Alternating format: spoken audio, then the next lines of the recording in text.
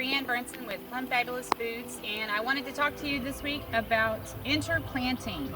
So this is what we have here. For interplanting, I don't think too much about the charts where they talk about this companion plant and that companion plant and these two are not companions, because that kind of stuff gets overwhelming to me and I can't remember it all, and I'm not going to go look stuff up on the internet when I'm out here working. So I just want to show you a couple places where we've done interplanting. And when I think about interplanting, I'm thinking more about the heights, the patterns of what the vegetables are going to do when I'm planting. So here's a great example. These are some yard-long beans, and you can see that they're working their way up these trellises here. So their habit is to go tall.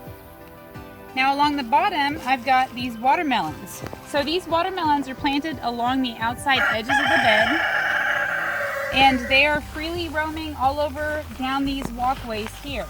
And that leaves my bean plants growing along the middle where they can get nice and tall, the watermelon growing along the sides where they can spread out.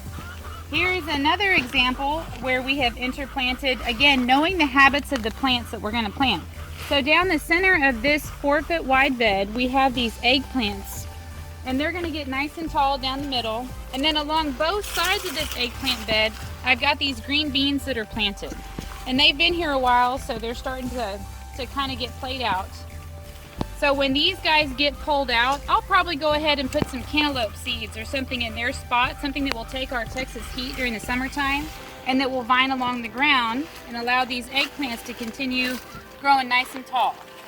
Another spot I'd like to show you is our Three Sisters garden over here. So here you can see a great example of interplanting. We've got our squash and pumpkins that are going all over the place. And we've got 3 4-foot wide beds of corn here. These are some Indian corns. You can see the dark stalks. You can barely see it, but we've also got green beans planted in here. And so that was the 3 sisters that the Native Americans interplanted. They did squash, beans, and corn. And I don't have a habit of coming through and picking these beans because they're hard to get to, especially in the denser areas of this bed. So I let these beans go to seed, and this is what I'm going to use for next year. We plant only heirloom varieties so that we can keep their seeds. You can see over here we've got the same thing going on that we did in the eggplant beds. These are all 4-foot wide beds. Down the center we have our very tall pepper plants, and then along both edges we have our shorter green bean plants. And it makes it real easy to come through and harvest both of those. So if you like this week's video, go ahead and give us a thumbs up. If you have any questions or comments, post them below.